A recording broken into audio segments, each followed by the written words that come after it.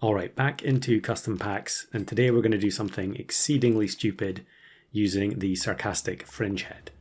So it's been in a couple of videos already, I think, and probably in quite a few videos on other channels as well, because although initially it seems like an ability that is not very good, there's actually a lot of different fun stuff you can do with it, as long as you don't care about your team being optimal.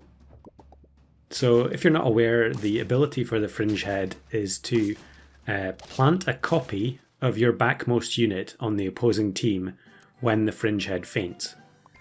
And as we get the Fringehead here on turn 3, and we're just going to buy sell some opossums to increase the stats on the Fringehead. Obviously the higher stats it has, the more likely it is to be able to knock something out and plant a unit on the opposing side. Definitely a problem with Fringehead teams is that you can end up not being able to knock anything out, in which case the unit that you're trying to plant will just fly off the screen. So for now we're going to take I think 2 sturgeons here and then freeze the pill in case we get the sturgeon level up, and then we can go for the dolphin instead. And the idea I had to go along with the Fringehead here was to try and scale the shop. And the way we're going to do that is using chicken and falcon. So if we have chicken at the back, the Fringehead can put a chicken onto the opposing side.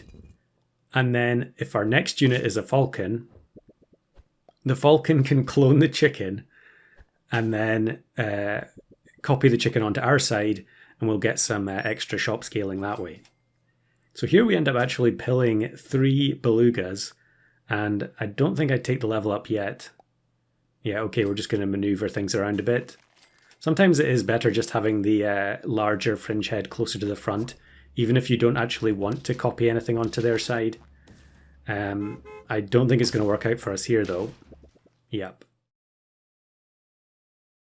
So now we can take the level up, hopefully get Falcon. We don't actually need a higher level Fringehead.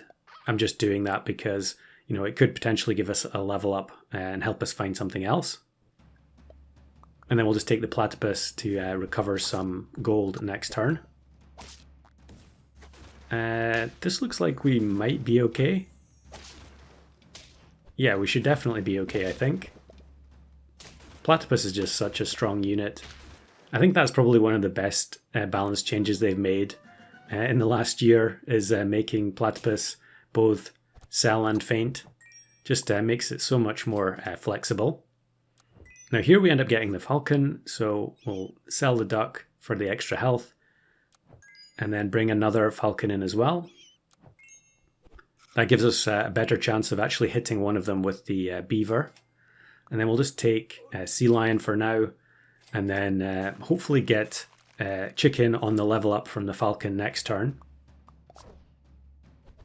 So we don't have the chicken yet, but this is the perfect type of opponent. If they have a 4 squad, then we don't actually have to worry about the Fringehead knocking anything out, because that really is the sort of main point of failure for this team. But yeah, we are actually going to win. And Dolphin in general, just a very strong carry unit in customs for the sort of early mid game. So we're going to take the cheese and keep scaling up the Fringehead. The cheese is really helpful in hopefully getting the front pet to be knocked out, creating that space if they have a full team of 5 pets. Obviously the dolphin helps with that as well, but very quickly you get to the point where the dolphin snipe damage isn't going to be enough to remove anything. Now here we end up facing this particular player who they run exclusively summons. Oftentimes actually that can be helpful when you're going for certain builds to face some summon opponents instead of just scalers all the time, but in that case we ended up losing. So here we get the chicken. So now we can put the chicken at the back, and I do end up giving it some stats just to try and make sure that it's not the lowest statted unit on the team, and avoid it getting sniped by opposing dolphin. But here we do end up clearing space, so you can see the combo working. We copy the chicken that we put onto their side of the board, and we get some shop scaling as a result. Now, obviously this is horrendously inefficient, but in my view, that's what makes it so fun, because you have to play this over and over again in order to get the right conditions for this shop scaling to actually be powerful enough for you to potentially get a win. I guess if you compare it to, you know, a normal shop scaling team where you might have parrot, whale, chicken, maybe a mushroom, you're going to get to a 50-50 shop so much more quickly.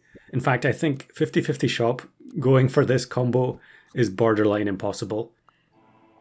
But you don't need a 50-50 shop to win. You really just need a good enough amount of shop scaling where the powerful ability pets are going to be able to take advantage of those heavily scaled stats. So we're getting lucky here in that we're actually facing opponents where we do end up getting to copy the chicken.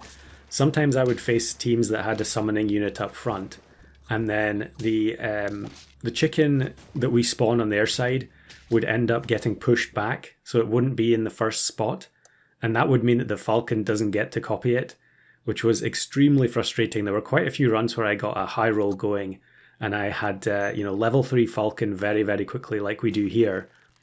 But then it kept giving me opponents where we don't actually get to copy the chicken that we sent over to the other side of the board. So yeah, pretty heavy RNG involved in this one. You can actually see I've given Brussels sprout to the chicken at the back, which does prevent it getting pushed, because you can also lose to teams that have, for instance, donkey. You know, they can pull the chicken to the front and then you don't end up getting the chance to copy it with the falcon, which is pretty demoralizing. So you can see the shop really starting to scale up here, and I think actually I'm going to change my mind and get rid of the crane and the phoenix, and we're going to go for the coconut from the wildebeest and Highland cow combo. And I think that probably is the best thing to do here, because we know we're not going to get up to a 50-50 shop. We need to maximize the stats on the units that we're able to buy, and the wildebeest, although it's only a 2119, it could potentially attack twice or even more than twice because of the coconut. So I think to that end we are going to go for the level 2 wildebeest. Yep. And I think we're going to get it this turn. Yep, there it is. So now we have a 25 attack unit. So in theory we could be knocking out 50 health units if everything goes correctly. Now that's us on 8 wins as well. So actually, if we end up winning or tying the next couple of turns, we have been on lethal for a while, but we don't actually have that many more wins that we need in order to get this combo over the line. And here we luckily faced a 4 squad, because I think the unit at the front was too big for the falcon to actually knock it out. But because they were a 4 squad, we got to copy the chicken anyway. So now we end up on 9 wins, turn 15, still on 1 heart. There's actually a falcon in the shop, so I did consider here using the turkey and the German shepherd to create a larger level 1 falcon, just because, it's one of the better units available. Obviously, we don't want to take either the pillbug or the opossum. And I think I'm going to pass up the chocolate and just hope for some better stuff on the next roll. Maybe some good equipment as well. Obviously, the wildebeest doesn't need equipment, but everything else could probably do with something. Unfortunately, we roll into chocolate cake. So I think what I'm going to do here is actually buy another Highland cow and then probably take the parrot, because the parrot can copy the wildebeest and we can get another activation from the coconut. And we've got 3 gold left, so we might as well buy the cotton candy and put some extra attack onto one of our coconut units. Probably the wildebeest, since we already have a 31 attack on the parrot. And then we just have to cross our fingers here. Actually a very strong looking rabbit plus farmer cat team, but the coconut activates, we get the knockout on both the camel and the rabbit. The parrot takes care of the penguin, and then I think we just had enough there to knock out that last unit, so we barely scraped the win with 3 health, and I don't think that was even half of a 50-50 shop.